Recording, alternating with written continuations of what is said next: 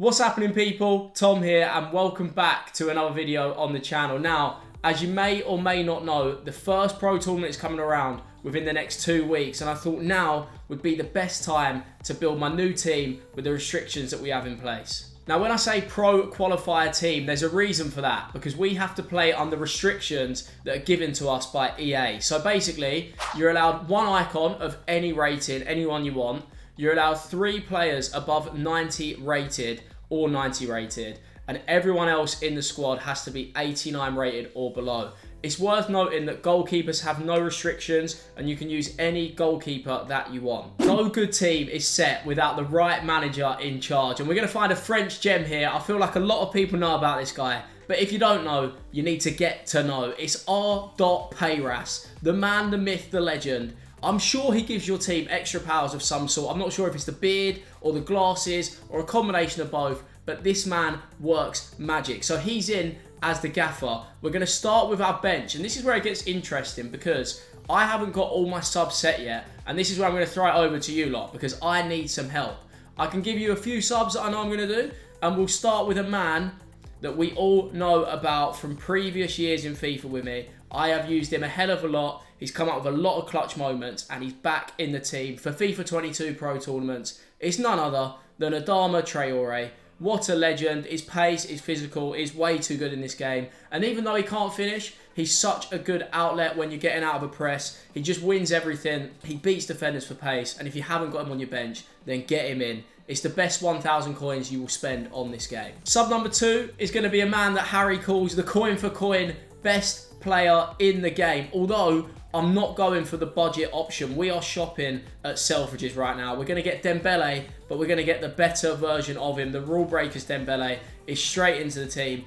I used him quite a lot, and I think I still prefer him over Neymar, but the problem is he doesn't fit with the current team that we're going to build. So right now, he's coming off the bench as super sub. He is very, very, very good, particularly when chasing a goal. You put him on up front. The guy can do some serious work, get a great shot off, and he scored some clutch goals for me. So hopefully we get that in the first tournament of the year. Sub number 3 is going to be someone that I haven't actually brought yet, but I know just how good he's going to be. I used him last year. I'm thinking of his road to knockout card. I'm sure he's had an unbelievable Team of the Year card in the past, and it's none other than the star boy, Alphonso Davies, is getting straight in the team. We haven't brought him yet, but I'm aware of just how good he's going to be. His rule breakers card looks insane. 4-star, 4-star. He's got all the stats you need. I'm thinking of bringing him on as a centre midfielder in 4-4-2 as an impact sub, because he seems like he's got everything I need for box to box. Maybe his passing is not great, but everything else should be perfect. And he's one of them guys that always tends to play better than his in-game stats. So Davies is the 3rd sub. And they are my 3 subs that I'm going to use, and I know I'm going to use them.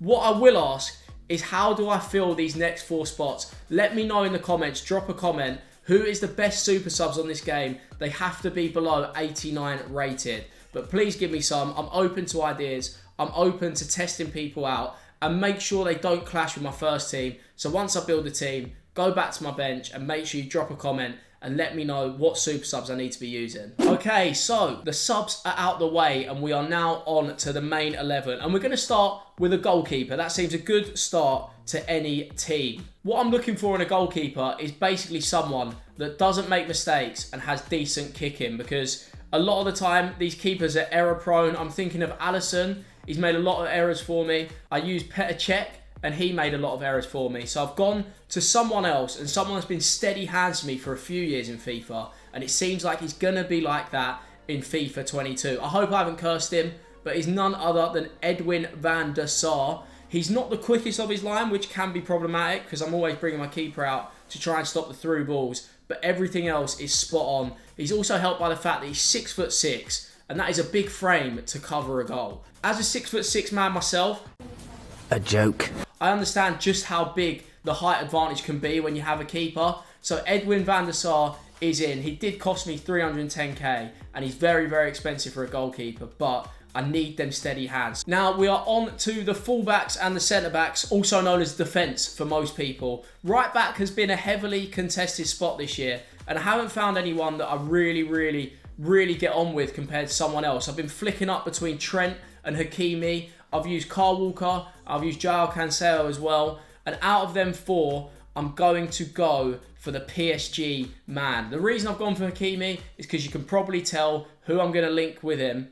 And there's a reason I've done this. Marquinhos is potentially the best centre-back on the game. I'm telling you, this 89 card, road to the knockouts, is different gravy. Do I believe Hakimi's the best right-back on the game? Probably not. But for the strong link and for the way they're going to link with the rest of the team, he does the job for now. He's very, very steady. He's definitely top 3 in the game. I'm just not sure if he's the best that can offer. But it's worth it because Marquinhos is the man. Now, the man to partner Marquinhos is going to cause a bit of a stir amongst people. And it caused a bit of a stir in my brain as well. I'm not sure if I wanted to go with him. But ever since I brought him, I'm telling you, he has been unbelievable for me. It's our first Heroes card in the squad. And there's good reason for it. Cordoba is an absolute ball player. I know he's a little bit small. At 5'8", he's struggling.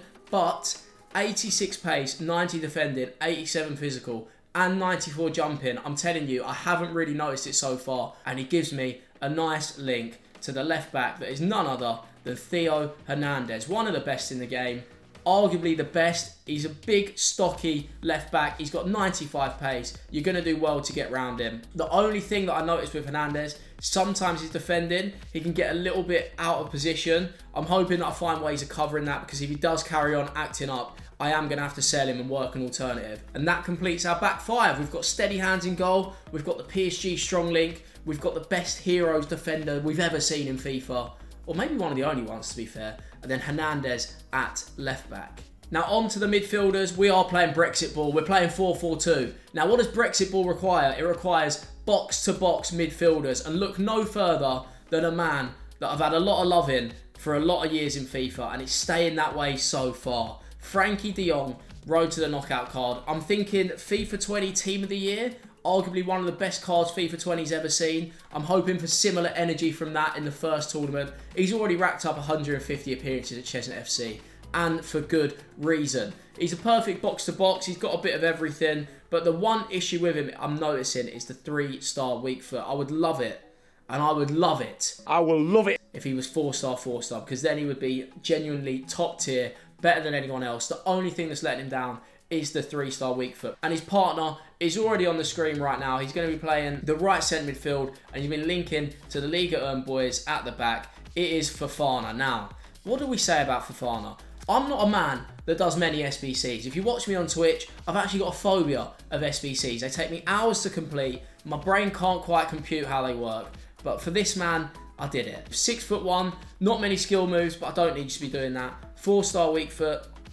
Defending stats, we can see 90 interceptions, 90 stand tackle. He's got 88 strength. Very good pace for a box-to-box as well. So let's get on to the wingers. Now the wingers, we're going to go for a bit of a cult hero. A man that I didn't really get to watch when I was younger, but I've heard nothing but good things. And if he was anything how he plays in FIFA, he must have been sensational. David Ginola, you are a serious, serious player. And someone that I've started to swear by in FIFA 22. You would have seen a video earlier in the year where I said he's one of my favourite players. The reason I said that is because I didn't really expect that much from him. I wasn't aware of just how good his finesse shot's going to be, how good his hold-up's going to be, and how good he's going to be operating as a right midfielder. I've gone for Ginola over Messi. The main reason being is the 5-star, 5-star. And I'm sure he must be quicker as well, because I can feel Ginola's got a bit of burners. The only problem with him is sometimes I get too carried away playing just finesse, finesse, finesse. I need to remember he's got a 5-star weak foot, because you can definitely go around the outside with him.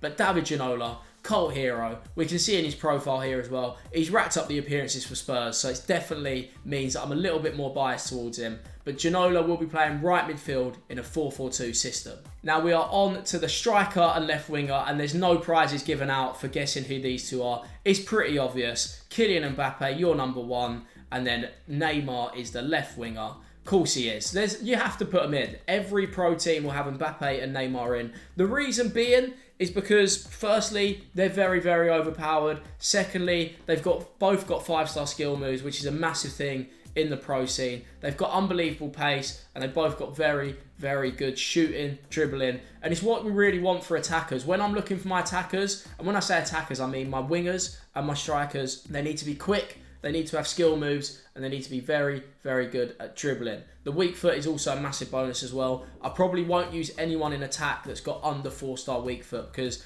otherwise you're too predictable. pros will read that you're only looking for 1 foot. So the minimum requirement is 4-star weak foot, 4-star skill moves, or 5-star is preferred, and then to have good dribbling and good shooting. I do wish we had a little bit more of a choice in this regards, but the fact they give each other a strong link as well, it's all just perfect. So Mbappe and Neymar will be 2 more players to the squad. Neymar will be playing left mid and Mbappe will be playing up front, which brings us on to the most important player in the team. It's the Brazilian icon, and it's something that has been heavily contested at my team since I started playing FIFA 22. I've been dabbling between the two of them. Is it going to be R9? Is it going to be Pele?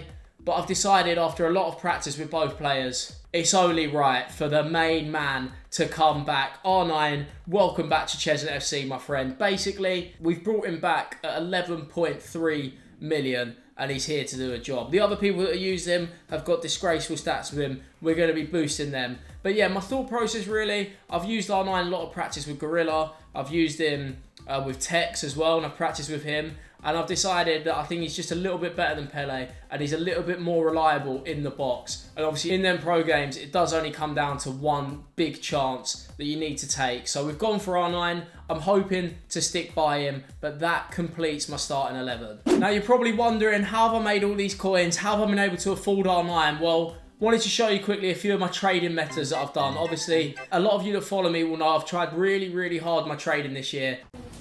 And I think it's something that I'm going to take to the next level. So we can see here, I've held on to a load of my fodder, made sure they rose at the same time, and then sold them at the right price. If any of you do want any tips, make sure you leave a comment in the comment section. I'm happy to help everyone on this. I really am taking it to another level with my trading. So yeah, make sure you drop a comment and I'll be sure to help you out. And also, just a quick disclaimer, this is not 100% guaranteed to beat my team come the 27th. But this is exactly what I've got in mind to use. I'm now going to use this team for the next week or 2 weeks. If there's anyone that starts playing really badly, they will be getting swapped out. But I'm hoping these 11 are the chosen 11 to take us to glory.